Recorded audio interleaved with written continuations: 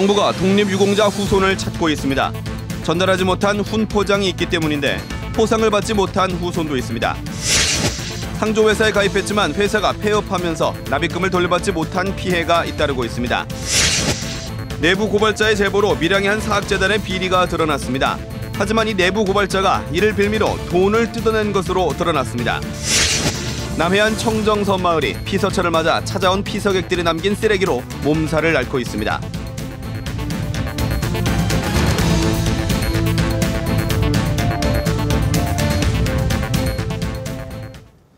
안녕하십니까. 이어서 경남 소식입니다. 일제강점기에 나라를 되찾기 위해 헌신한 독립유공자들에게 정부는 훈포장을 전달하고 있습니다. 하지만 서운이 확정되고도 아직 후손을 찾지 못한 독립유공자가 4,900명이 넘습니다. 김준원 기자의 보도입니다. 일제강점기에 태어난 85살 서숙자 할머니는 지난해 7월 국가보훈처에서 전화를 받았습니다. 할아버지신 고 서한종 선생이 독립유공자로 지정돼 훈장을 받게 됐다는 내용이었습니다. 할머니는 할아버지가 독립투사였고 감옥에서 숨졌다는 걸 새로 알게 된 겁니다. 그 앞에는 몰랐지. 어릴 때는 도저히 몰랐습니다. 할아버지가 그 이런 사람한테 얼마나 고생을 하고 대리비를 보면 우리 할아버지도 저래가 돌아가셨나 저렇게 고초를 많이 받았나. 하지만 이처럼 독립유공자 후손을 찾기는 쉽지 않습니다. 6.25 전쟁 등을 거치며 가족관계를 파악할 기록이 대부분 사라졌기 때문입니다. 사변을 겪다 보면 면사무소에서 호적이 불타버리고 없다가 보니까 영 못 찾는 경우도 나오고 이산가족이 되어가지고 그 형제분들하고 연락이 안 돼가지고. 현재 독립유공자 포상 대상은 13,930명이지만 35%는 후손을 찾지 못해 훈포장을 전달하지 못하고 있습니다. 경남에도 독립유공자 55명의 후손이 포상을 받지 못했습니다. 지자체, 지방민들과 좀 더 연계되고 밀접하기 때문에 유족을 찾는데 좀 비공식적 채널을 통해 가지고 찾기가 쉬울 거라고 생각해서. 광복 70주년, 아직도 많은 독립유공자 후손들은 선조들의 공로를 인정받지 못하고 있습니다. KBS 뉴스 김준원입니다. 장례나 결혼을 준비하려 상조회사에 가입했다가 낭패를 겪는 일이 속출하고 있습니다. 회사가 폐업을 하면서 납입금을 못 돌려받는가 하면 해지도 거부당하고 있습니다. 차주화 기자의 보도입니다. 지난 2007년 자녀를 위해 한 상조회사의 결혼 상품에 가입한 60살 신종균 씨. 가입 4년 만에 회사가 폐업했고 폐업 회사를 인수한 또 다른 상조회사에까지 모두 8년 동안 420여만 원을 냈습니다. 그러나 계약 해지를 요청하고도 약속받았던 환급금을 받지 못했습니다. 이거는 환급을 본인들한테 직접 해줄 수가 없으니까 법적으로 해결하라 이런 전화도 아예 거절로 하고 안 받으니까 저희들은 소비자들은 어떤 방법이 없잖아요. 상조회사는 신 씨가 최초 가입한 상조회사에 낸 230만 원은 모르는 일이라고 했고 자기 회사가 받은 190여만 원도 돌려줄 수 없다고 밝혔습니다. 그 환급하는 사람들 지금 수만 명이 소비자원에 지금 돼있고 공정거래위원회 신고돼 있고 아유 그리고 소급법 때문에 이거 자체가 안 되는 거예요. 최근 3년 동안 상조 관련 피해는 140%가 늘어난 데다 피해 구제 요청 10건 가운데 8건이 계약 해지나 청약 철회 거부였습니다. 이런 피해를 막으려고 공정위는 상조회사의 선수금 절반을 예치하도록 규정하고 있지만 선수금을 축소 신고하는 등 관리가 부실하다는 비판을 받고 있습니다.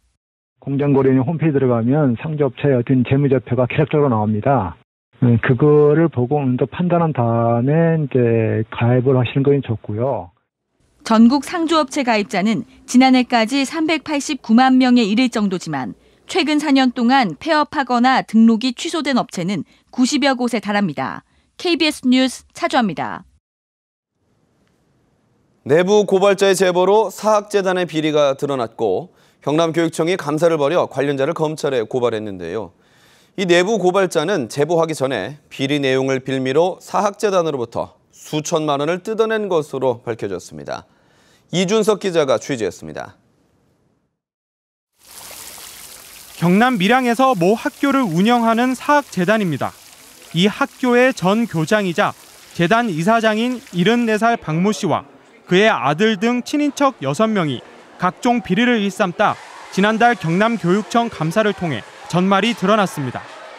식재료 납품 업체로부터 리베이트를 받은 것은 물론 서류를 꾸며 출장비를 착복하고 고용하지도 않은 대체 인력의 인건비를 횡령하는 등 온갖 비리가 드러난 겁니다. 교육청 감사는 학교에서 경비원으로 일하던 64살 김모 씨의 내부 고발로 시작됐습니다. 그런데 김 씨는 학교 전 행정실장 53살 오모 씨와 짜고 교육청 감사 민원을 넣기 전 이사장 등을 협박해 돈을 뜯어낸 것으로 드러났습니다.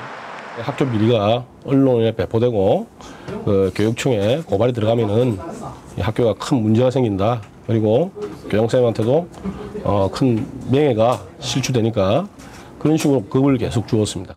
이들은 지난해 10월 2차례에 걸쳐 모두 8천만 원을 뜯어냈고 지난 5월에는 5억 원을 받아내려다 경찰에 적발돼 미수에 그쳤습니다. 경찰은 경비원 김 씨를 공동 공갈 등의 혐의로 구속하고 전 행정실장 오 씨를 같은 혐의로 불구속 입건했습니다.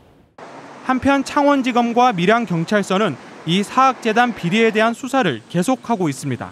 KBS 뉴스 이준석입니다. 남해안에는 천혜의 풍광을 자랑하는 아름다운 섬들이 많습니다. 그런데 피서철만 되면 아무렇게나 버려진 쓰레기 때문에 이 섬들이 몸살을 앓고 있습니다. 김소영 기자의 보도입니다. 경남 통영에서 100길로 1시간 반 거리인 섬마을. 선착장에 내리자 구석구석 쓰레기가 수북합니다. 각종 일회용품에서 음식물 찌꺼기에 이르기까지 대부분 피서객들이 남기고 간 흔적들입니다. 우리가 지켜보지 못하고 있으니까 가만히 와서 쓰레기를 많이 투기를 하고 합니다. 인근 갯바위로 가자 매캐한 연기와 함께 불길이 치솟습니다. 낚시객들이 버린 걸로 보이는 쓰레기를 누군가 몰래 태우고 있는 것. 수려한 갯바위 경관을 헤치고 타다 남은 쓰레기가 바다에 흘러드는 2차 오염까지 우려됩니다. 낚시객들이 많이 찾는 갯바위 주변입니다. 이렇게 가는 곳마다 곳곳에서 쓰레기를 불법 소각한 흔적들이 발견되고 있습니다. 주민 수가 50여 명에 불과한 인근 섬마을. 최근 한 달 동안 20여 톤이 넘는 쓰레기가 발생하고 있습니다. 육지로 실어 날라야 하는데 요즘 같은 피서철에는 한 달에 한 번 작업으로는 역부족입니다. 여름에는 냄새도 나고 이렇기 때문에 빨리 채워줘야 되는데 들어오기가 쉽지 않습니다. 여기는. 그래서 상당히 어려움을 겪고 있습니다. 청정 남해안의 섬마을이 쓰레기로 몸살을 앓고 있습니다. KBS 뉴스 김소영입니다. 휴가철에 찾은 번잡한 휴양지에서 오히려 피로감을 느끼는 경우가 많은데요. 때문에 고즈넉한 산사에 머물며 참된 나를 찾아 떠나는 여행, 템플스테이가 인기를 끌고 있습니다. 그 현장을 송금한 기자가 다녀왔습니다. 날짐승을 깨운다는 금소금의 운판 소리가 산사의 아침을 알립니다. 새벽 3시, 사찰의 하루가 시작됩니다.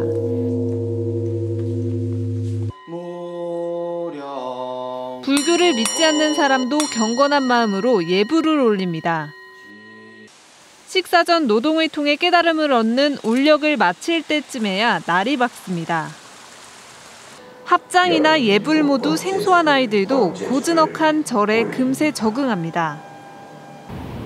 물놀이 온 것보다 약간 거기는 막 시끌시끌하잖아요. 사람이 많았는데.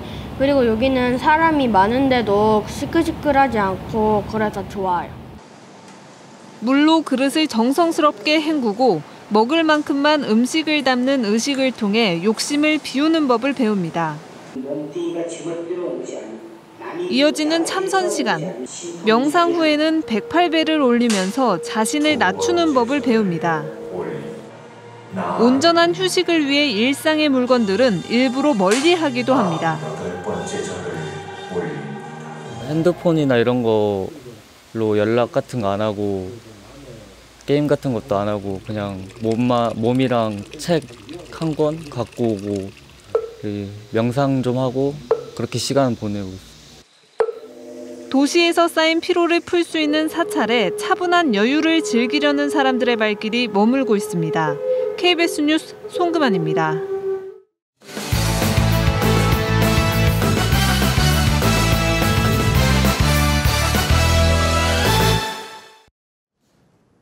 주요 단신입니다. 적조주의보가 발령된 남해안에 적조 밀도가 높아져 양식장의 물고기 폐사가 우려되고 있습니다.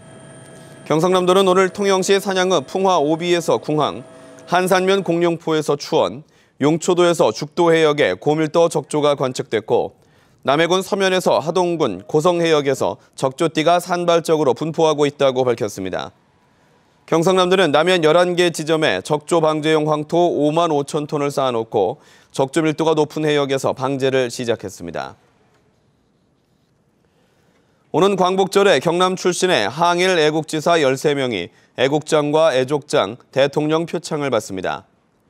경남 출신에는 합천 3가 고 이사원 선생 등 3명이 의병활동을 한 공로로, 합천 고 최도인 선생은 3.1운동 공로로 건국 훈장인 애국장에 추서됐습니다.